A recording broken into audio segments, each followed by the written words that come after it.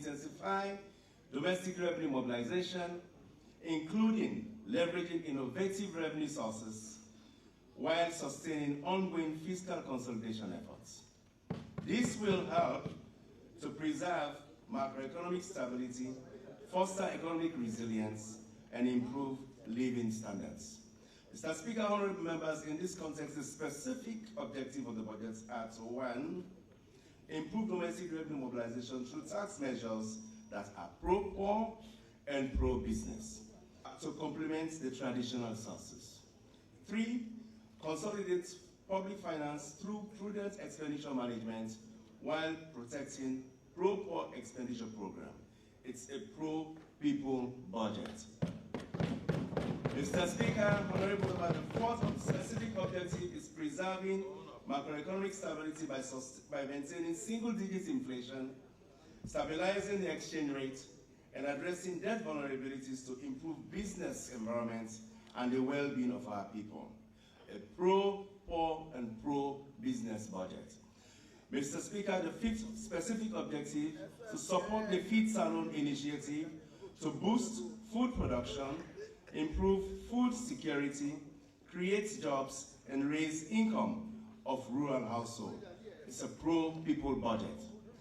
Continue investing in human capital development to ensure healthy, productive, and skilled workforce. A people-centered budget. Invest in infrastructure, including roads, energy, water supply, and technology to improve the business environment and attract investment. A pro-business budget. Streamline the public sector architecture to improve efficiency in public service delivery and strengthen governance institutions. Mr. Speaker, honorable members, before elaborating on the strategies for achieving the objective of the budget, I would like to update this honorable House on developments in the global and domestic economy and their respective outlooks. On the global economic development and outlook, Mr. Speaker, honorable members, global growth is projected to slow down from 3.3% in 2024 to 3.2% in 2025 and down to 3.1% in 2026, reflecting heightened global policy uncertainties and trade tensions. Advanced economies are projected to grow by 1.5%, while emerging markets and developing economies slightly above 4%. Global inflation is projected to moderate from 5.8% in 2024 to 4.2% in 2025 and decline further to 3.7% in 2026. Growth in sub-Saharan Africa is projected at 4.1% in 2025 and 4.4% in 2026 on the back of improved macroeconomic situations and policy reforms. Headline inflation in the region is expected to ease to 4% in the medium term from 9% in 2024 on account of stable currencies and falling prices of food and energy. Speaker, honorable members, global commodity prices declined in 2025 and are projected to remain subdued in the medium term, reflecting weak global growth, supply glut in oil markets, and persistent policy uncertainties. Energy prices declined to an average of 69.9 per barrel during January to September 2025 and from 80.7 in 2024, due to repeated supply increases from Saudi Arabia and OPEC Plus countries. After retreating in 2025, iron ore prices have since recovered, averaging around $99.5 per metric ton during 2025 from 120.6 in 2024. The diamond market continues to struggle. Domestic macroeconomic performance in 2025. Mr. Speaker, honorable members, the Sierra Leone economy is projected to grow by 4.4% in 2025, above the sub-Saharan African average, due to improved macroeconomic situation and increased activities in agriculture, manufacturing, and the service sector. Inflation continued to fall, reaching 4.4% in October 2025, the lowest in 20 years. This reflects prudent macroeconomic policies, stable exchange rates, combined with the increase in domestic food production and softening international food and energy prices. The trade deficit narrowed significantly to $262.3 million, between January and September 2025 from $429.9 million in the same period in 2024, reflecting the combined effect of drop in imports and growth in exports. This buttresses the stability of the Leone in relation to international currencies. The total exports increased by 2.3% to $1.2 billion between January and September 2025, relative to the same period in 2024, driven by strong agricultural exports, combined with modest recovery in iron ore exports. The agricultural exports increased by 12% to $208 million, with cocoa exports amounting to $111 million due to improved market conditions. Mineral exports remained stagnant at $900 million on account of sharp drop in diamond exports. Total value of merchandise import declined by 9.1% to $1.4 billion between January and September 2025, from $1.6 billion in the corresponding period last year, on account of drop in food and fuel imports. Rice and fuel imports amounted to $127.5 million and $351 million respectively. Our gross international reserve of the Bank of Sierra Leone stood at 1.7 months of import cover as at the end of October 2025. The exchange rate remained stable, as I said, in the first 3 quarters of 2025, depreciating by less than 1% between October 2024 and October 2025 across all market segments, compared to an average of 7% depreciation in 2024. So, Speaker, honorable members, total stock of debt is estimated at $3.2 billion at the end of June 2025, of which external debt is $1.8 billion and domestic debt the equivalent of $1.4 billion, which is 32.3 billion new leons.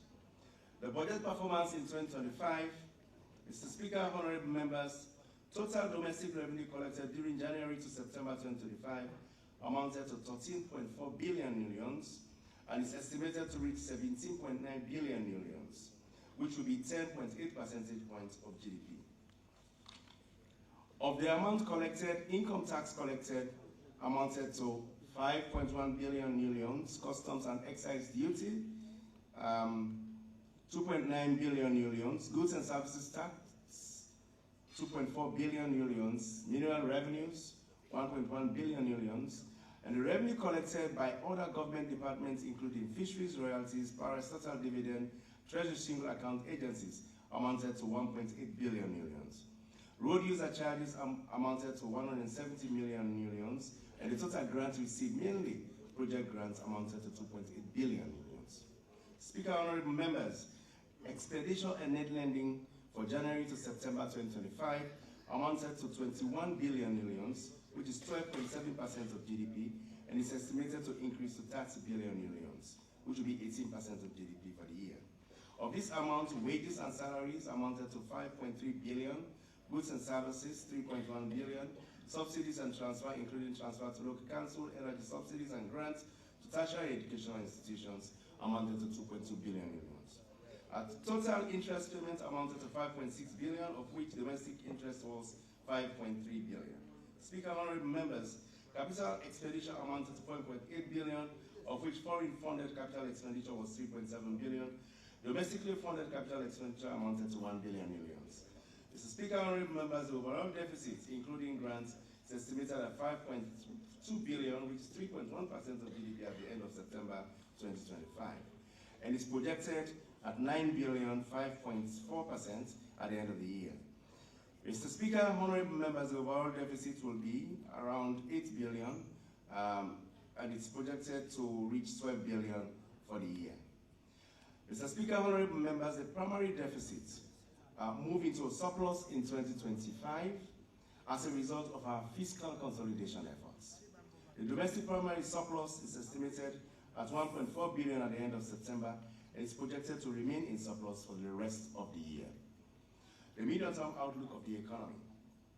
Mr. Speaker, honorable members, the Sierra Leone economy is projected to remain resilient, with real GDP growth averaging 4.6% in the medium term.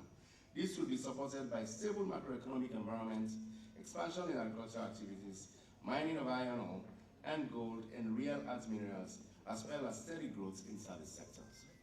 The inflation is projected to remain in single digits in the medium term, driven by prudent macroeconomic policy, relative stability of the currency combined with expected increase in food production and falling international prices of food and fuel.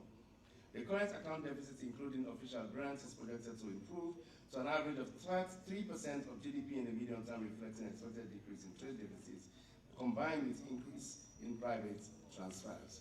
Our gross reserve, foreign reserve, and Bank of Sierra Leone are programmed to gradually increase to 2.5 months of import cover by 2026, to an average of 3 months of import cover in the medium term, supported by disbursement for development partners and increase in our export receipts.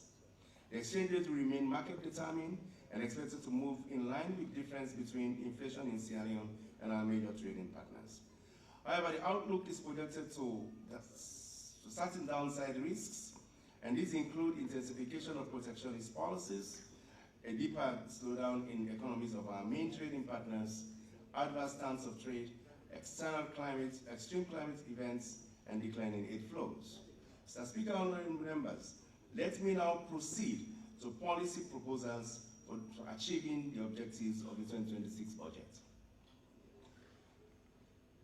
The policy proposals to achieve the objective of 2026 budget. A, domestic revenue mobilization. Mr. Speaker, honorable members, you will recall that government did not introduce new taxes nor increase rates in the last 2 years. The government focused mainly on strengthening the tax administration to improve tax compliance. However, against the backdrop of global uncertainty, decline in foreign aid, and amidst expenditure pressures, government fiscal position has remained tight. This situation requires government to raise sufficient revenues, domestic revenues, to finance its development priorities. To this end, the government will continue to implement medium-term revenue strategy together with other complementary innovative financial sources of financing the budget. The tax policy measures. Mr. Speaker, honorable members, tax policy measures are designed to protect the poor, support the local businesses, address environmental concerns, while raising revenue to invest more in social and economic sectors. These measures are expected to yield 1.5% of GDP in additional revenues by 2027 and improve the revenue effort to 11.8% of GDP in 2026. For the fiscal year 2026, the following tax policy measures will be introduced. 1. Expand scope of the minimum alternate tax to include all components to effectively tackle income tax, evasion, and avoidance. Government will also abolish the investment allowance since businesses are already benefiting from accelerated depreciation of capital items. Both measures are projected to yield about 187.5 million in additional revenues. Restore the corporate income tax rate from its COVID-adjusted rate of 25% in the Finance Bill Act of 2020 to 30%. This aligns with the regional average and harmonizes with the top marginal personal income tax rate, and the restored rate is expected to yield 703 million new loans in additional revenues. Will harmonize the withholding tax rate on rental income with other capital income such as interest, dividend, and royalties at 15% consistent with the MTRS objectives. The measures will generate an estimated amount of 21 million new loans in additional revenues.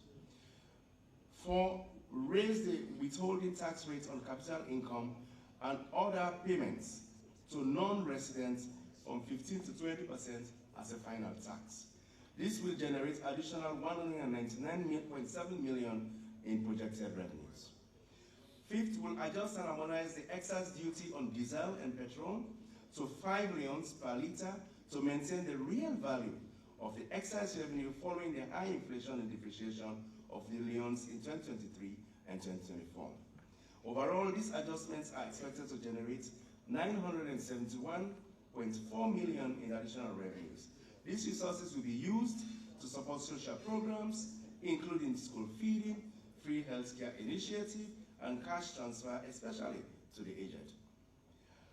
6, increase the excise tax rate on tobacco and tobacco products, especially cigarettes, from 2 leones to 3 leones per pack of 20 sticks to effectively influence consumption behavior, internalize the social costs of consuming cigarettes while generating predictable revenues to fund specific health initiatives relating to the effect of these products. This measure is expected to yield an estimated amount of 187.5 million new leones. We will restore, that's 7, we will restore the excise duty of 10 leones per 50 kilogram of packaged cement and cement products, which was suspended to cushion the effect of the global crisis and COVID pandemic on businesses and households. The measure is expected to generate an additional revenue of 207.7 million leones. We will raise the circulation levy to 500 leones and expand its scope to include other movable, mechanically powered vehicular objects such as cars, trucks, buses, and three-wheelers. Motorbikes will be subjected to an annual circulation level of 200 leones each per year. We'll introduce a circulation level of $1,000 or $500 on commercial boats and vessels used as water taxis, industrial fishing vessels, or other similar vessels depending on their capacity as defined in the Finance Act 2026. The review of the annual circulation levy is aimed at protecting the environment.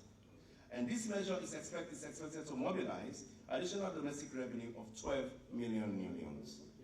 We'll rationalize the exemption from goods and services tax by restoring goods and service tax on certain high-end consumption items such as packaged and processed seafood, periodical and magazines, and other commercial and industrial supply of water.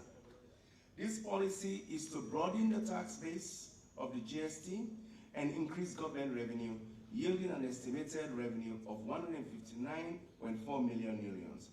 All other items consumed by the poor remain exempted from GST. We will continue to implement the full pass-through petroleum pricing formula to protect revenues from excise duties and other levies on fuel and from fluctuations in exchange rates and international price of fuel. To this end, government will maintain the excise duty rates legislated in the Finance Act 2026.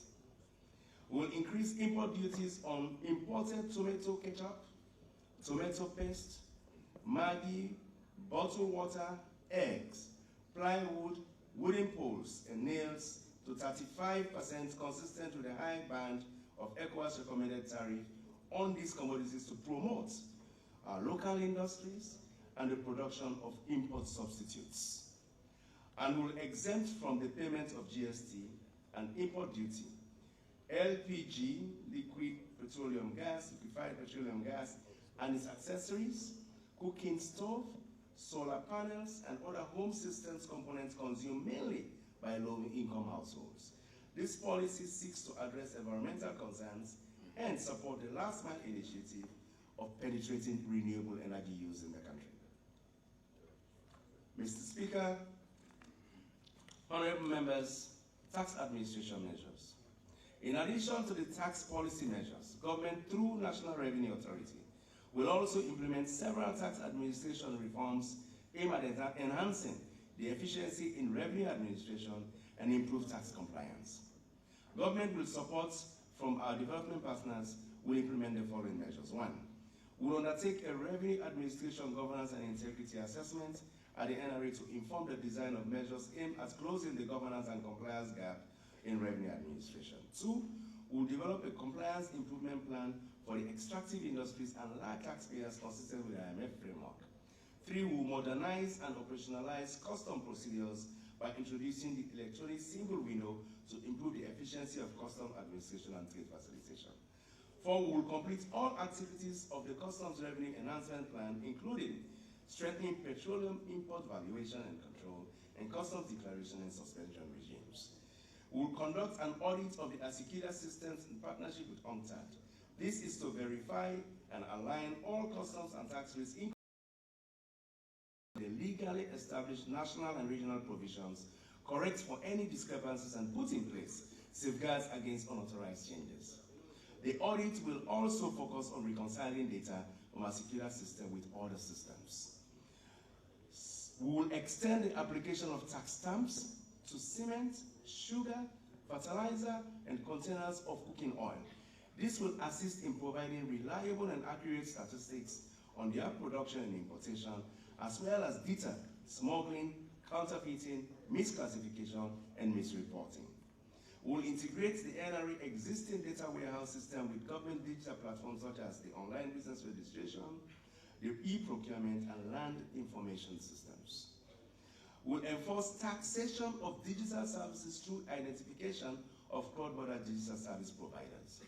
We'll ratify and implement a regulation on GST application on cross-border digital services. We'll undertake a census of rented properties and landlords in Freetown to broaden the tax base and improve the collection of rental income. We'll operationalize the revenue courts to speedily try tax defaulters. We'll fully operationalize the newly established iron ore safe harbor framework for all mining companies and develop and implement a new performance management contract between the Ministry of Finance and the NRA to set out performance indicators and targets aligned with revenue metrics, performance metrics, and the MTRS, but also monitor and evaluate evaluation mechanisms and reporting obligations and timelines and resource allocation for NRA. Innovative financing sources. Mr. Speaker, honorable members, in addition to strengthening the tax policy and administration, government will also explore non-traditional and innovative revenue streams to boost budgetary resources to sustainably finance our development priorities. Mining sector revenue. Mr. Speaker, honorable members, government is committed to enhancing revenue mobilization from our mineral resources. Sierra Leone total mineral exports amounted to $1.2 billion in 2024. Of this amount, government revenue from royalties and licenses amounted to $43.6 million, representing only 3.6% of the total value of mineral exports. The government's direct participation in the mining sector is essential to rectify this imbalance and secure a more equitable distribution of the wealth generated by the sector. The government, the Sierra Leone Mines and Mineral Development Management Corporation and the Mineral Wealth Fund have established substantially increased financial returns to government through direct operation, equity participation, dividend and value addition while building multi-purpose infrastructure and forging stronger economic linkages across all sectors. Mr. Speaker, honorable members, the Mineral Wealth Fund is now actively advancing the Tonkorili North project, having secured crucial land lease agreements and the conditional license from NMA, the National Mineral Agency.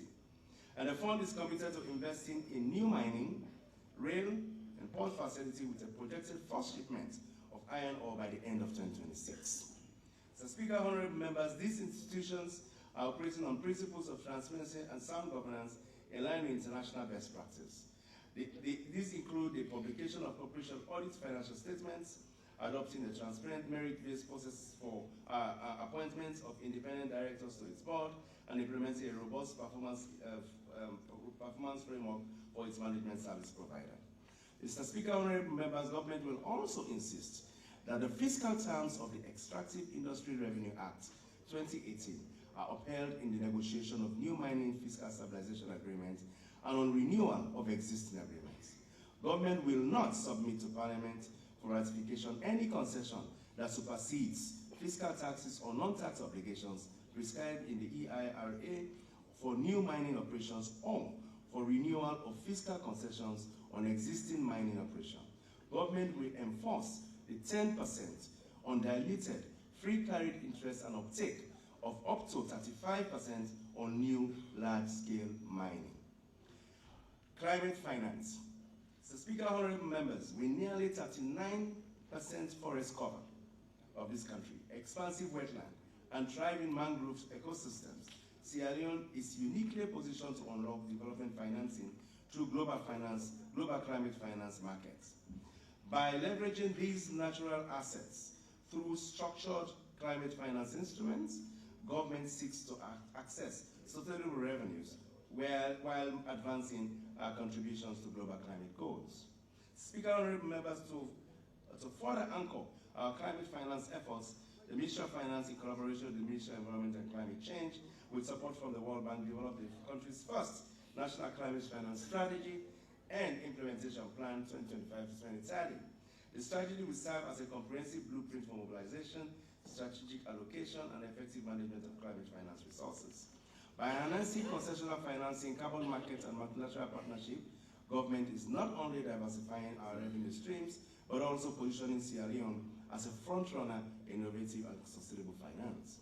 In 2026, government will pursue climate financing through the following mechanisms. One, will implement reform measures to access the IMF Resilience and Sustainability Facility of up to $210 million. We'll deepen partnership with multilateral institutions, including the World Bank Green Climate Fund, Global Environmental Facility, and Adaptation Fund, to access additional resources and explore other non-debt creating innovative climate finance instruments, such as debt for nature swaps, to redirect debt service savings into high-end returns. Mobilization at the subnational level. So, Speaker, honorable members, government will continue to support local councils in mobilizing own source revenues through administrative reforms in property tax and business licenses. To this end, government will roll out the new municipal property tax system to Bo, Wedding, New City councils, in addition to Freetown, Kenema, and Makeni City councils. Speaker, honorable members, in line with the fiscal decentralization policy, government will undertake the following.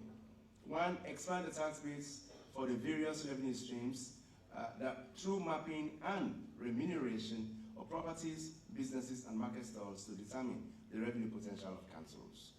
Improve tax administration through digitization, such as mobile apps for the payment of license, fees, dues, and property taxes. Implement the revenue mobilization strategies for Bombali, Potloko, Moyamba, Konokia, Matonkolili, Kambia, Bobond, Kailaon district councils. And develop a revenue mobilization strategy for the remaining local councils, Freetown, Potloko, Bond Municipality Council. Improving the efficiency and effectiveness of government spending. Mr. Speaker, honorable members, as we ramp up efforts to raise additional revenues, government will at the same time take decisive actions to spend wisely and allocate resources to productive sectors to support inclusive growth and build resilience. To this end, government is committed to containing the wage bill at a sustainable level, strengthening budget planning, execution, and monitoring, and improving the efficiency of public investment. Enhancing the sustainability of government wage bill. Mr. Speaker, honorable members, the wage bill related reforms implemented by the government in recent years have yielded fruits. The wage bill has been executed within budget for the past 2 years and is set to be within budget in 2025. Government will sustain efforts to maintain the wage bill at an affordable level of around 4.2% of GDP over the medium term. Mr. Speaker, honorable members, to build on these gains, the medium-term wage bill management strategy will continue to guide payroll reforms, and in 2026, the following reforms will be implemented. One, we'll establish a payroll data warehouse that will serve as a single hub for all government payroll-related data on pension, national registration, and employee records. And the payroll data warehouse will enhance payroll analysis, auditing, and reporting. Second, we will carry out public expenditure tracking surveys on the payroll of teachers and health workers and implement recommendations. This is expected to generate savings on the payroll. We'll monitor and report on workforce quotas approved for each category of the payroll to ensure they are not exceeded, and this will contribute towards minimizing in-year extra budgetary recruitments, thus keeping the wage bill within budget. We will develop and implement a policy for recruitment of consultants and management of their contracts that clearly defines a number of aspects such as the classification, remuneration, and renewal contracts. We'll implement the recommendations of the Internal Audit Department on the public sector payroll. A recently constituted payroll steering committee will ensure audit recommendations are tracked and implemented, and this is critical to the transparency and sustainability of government payroll. We'll institute a moratorium on salary adjustments for subvented agencies until the Wages and Compensation Commission assesses the wage disparities among subvented agencies and provides recommendations for harmonization. And conduct verification for government pensioners to ascertain the accurate pension payroll for civil servants wounded in action, killed in action soldiers who retired before the establishment of NASIC, the National Social Security and Insurance Trust, in 2001. Strengthening the budget formulation. Mr. Speaker, honorable members, government will continue to strengthen medium-term expenditure framework to improve budget credibility. With support from IMF, government has developed an action plan to implement baseline budgeting. The process enables MDAs to ascertain full cost of their existing programs and policies in relation to the budget ceilings to ensure the preparation of realistic budget estimates. Following the piloting of baseline budgeting in 11 MDAs, the reform was extended to 6 additional MDAs for the 2026 budget preparations. Mr. Speaker, honorable members, government also continued to make progress in the implementation of gender-responsive budgeting by adding 5 MDAs to the existing five pilot MDAs. Mr. Speaker, honorable members, government is also building capacity in child-responsive budgeting. The Ministry of Finance, in collaboration with UNICEF, has also developed a child-responsive budgeting handbook, a vital tool to build the capacity of government officials, planners, and non-state actors. Mr. Speaker, honorable members, government has institutionalized the multi-sectoral nutrition-responsive budget tagging, tracking, and evaluation. This will enable better identification of resources allocated to nutrition, support strategic investment decision, and strengthen accountability for results. It's consistent with the National Nutrition Commitment Framework agreed at the Nutrition for Growth Summit in Paris in 2025. The Ministry of Finance, in collaboration with the Scaling Up Nutrition and the Food Systems Coordination Unit in the Office of the Vice President, will continue to work with other MDAs to ensure nutrition-specific interventions and prioritize the budget. Improving budget execution. We'll strengthen cash management. Mr. Speaker, honorable member, government is committed to strengthening cash management to avoid the accumulation of arrears. In the first phase, cash forecasting guidelines and templates for Ministry of Finance, Central Bank of Sierra Leone, the National Revenue Authority, and the General's Department are used to collect fiscal data, produce and update cash forecasts to inform the decisions and recommendations of the expanded Cash and Debt Management Committee on Budget Execution. The second phase involves the bottom-up cash forecasting process, and this phase requires MDAs to submit fiscal data using standard forecasting guidelines and templates. Cabinet directive has been issued to strengthen the coordination between the Ministry of Finance and Ministries, Departments, and agencies on cash management as follows. All MDAs are required to provide quarterly updates on all commitments, including outstanding invoices to the Ministry of Finance. The 10 largest MDAs should also provide their monthly forecast of cash flow on a rolling basis, and the Ministry of Finance is to issue quarterly budget allocation to all MDAs based on cash flow forecasts or projections. And the cash forecasting system must be closely integrated into the existing expenditure commitment control by limiting commitments to available forecast cash. In the case of commitment and expenditures above the quarterly allocation, MDAs are required, have been instructed to submit a letter outlining the measures that have been implemented to ensure activities remain within the established budget ceiling. This directive also clarified that all spending, regardless of its revenue sources, must be initiated through the IFMIS-generated local purchase order. Improving procurement, public procurement. Mr. Speaker,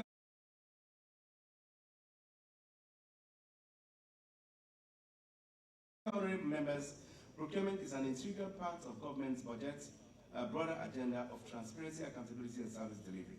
Efforts are underway to review the Public Procurement Act of 2016 and its regulation in line with recommendations of the just concluded 2025 MAPS assessment undertaken by the World Bank and the African Development Bank.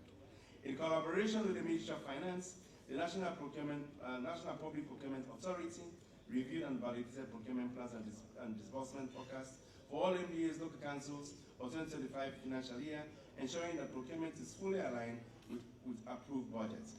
The Public Procurement Assessment Report prepared by NPPA showed that compliance with competitive procurement methods have improved from 40% to 60% between 2021 and 2023. Mr. Speaker, honorable members, to consolidate these gains and with support from the World Bank, government is rolling out Sierra Leone First Electronic Government Procurement (EGP) platform, which will go live in 2026. This system will automate the entire procurement cycle, reduce human discretion, curb corruption risk, and significantly enhance transparency, competition, and auditability.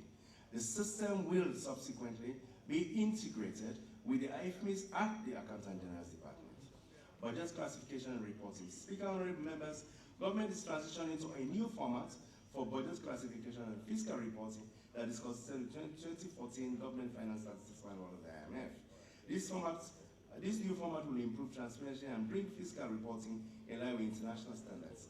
To facilitate this transition, government has established a working group within the Ministry of Finance to coordinate with relevant MDAs. Execution of the budget at the subnational level. Mr. Speaker, honorable members, government continues to support expenditure management at the local levels by rolling out a web-based IFMIS, that's the PFM Smart, to all local councils. This will improve the recording, accounting, and reporting of financial transactions to ensure transparency and accountability at the local level. Rationalizing public investment programs. Speaker, honorable members, government is reviewing, reprogramming, and reprioritizing the public investment program to minimize cost overruns and the accumulation of arrears. To this end, government is undertaking the following actions. Conduct a capital expenditure analysis to review expenditure in the roads, energy, and water sectors that dominate the domestic capital budget. This analysis is being done in two phases. The first phase assesses the efficiency of government spending on these sectors and identifies opportunities for prioritization and rationalization of these projects. The second phase will address the business processes and regulatory framework for public investment management. The development second